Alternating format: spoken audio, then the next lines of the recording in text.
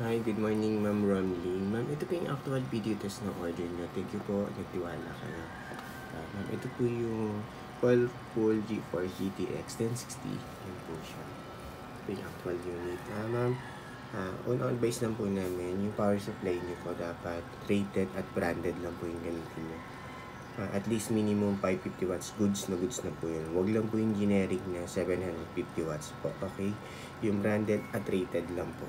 Ma'am, yun po yung bilhin niyo na power supply para po mas tumagal yung video card. Kasi yung mga generic po, usually una niyang sinisira. Yan, yung video card po natin. Brand new or use po yan. Hindi po yung tatagal kung generic po yung power supply natin. So, ingat lang po tayo na. Yun lang po yung pinaka-advice namin. Yan, ito po yung video card. Yan. Ito yung fan, napakatahimik lang po yung fan niya. Dual fan po siya. May 6-pin power connector po yan. Sasaksak niya nagagalo dito sa power supply. 6-pin power connector po. Tapos yan. Serial number niya. Tapos warranty sticker po. Panood lang po. Bawal po alisin yung warranty sticker. Pwede niyo po alisin pag expire yung warranty natin. Pag may problem po, message nyo lang po kami. Help namin po kayo. Pag hindi po yan kumagana, papalitan po namin. Basta po, hindi po inalis yung warranty sticker, okay po? Bawal po alisin para hindi po ma-void yung warranty niyo. Pag may problem po, may warranty kayo, message nyo lang po kami. Help namin kayo agad.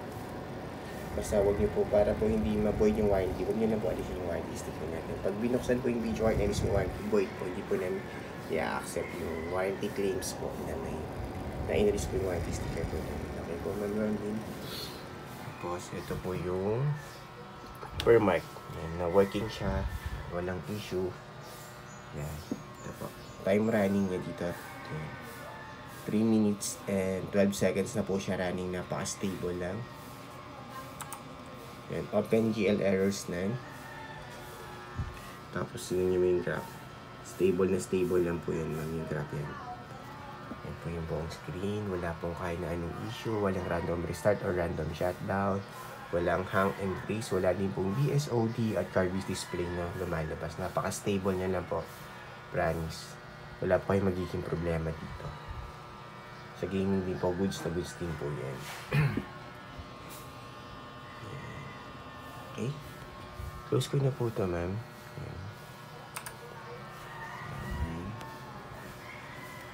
May sa afterburner, yan po yung nare-read niya.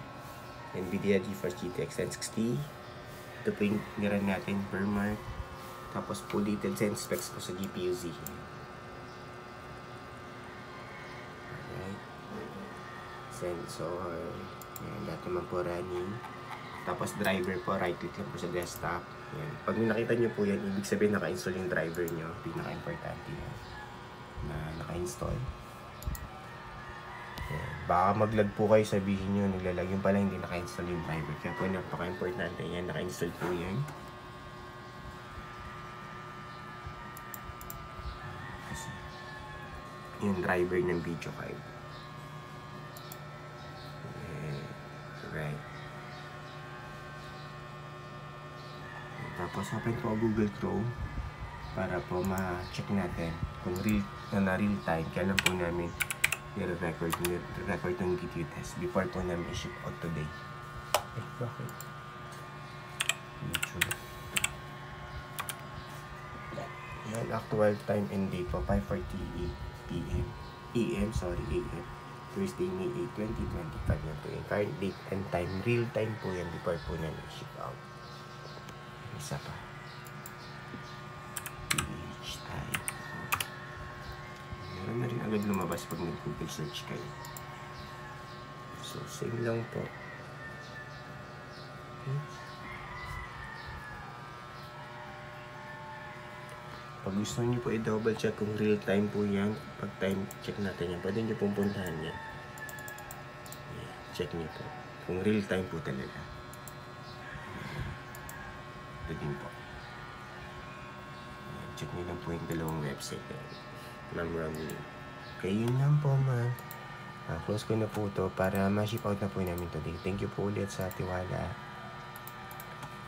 Shutdown.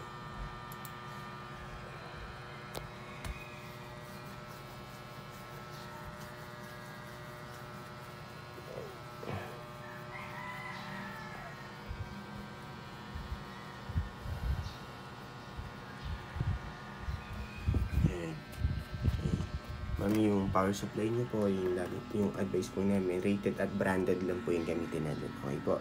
Iwas po tayo sa generic 750 watts. Basta rated at branded po, 550 watts, goods na po yun. Yun po yung fine. So, diba? Buo po siya, walang putol, walang sira. Okay. May 6-pin power connector require po.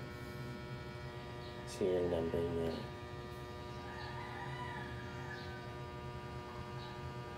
Warranty sticker po natin. Ayan, bawal po alisin para hindi po ma-void yung warranty niya. Okay? Okay, yun na po, Ma'am Romlyn. Thank you po. Bye.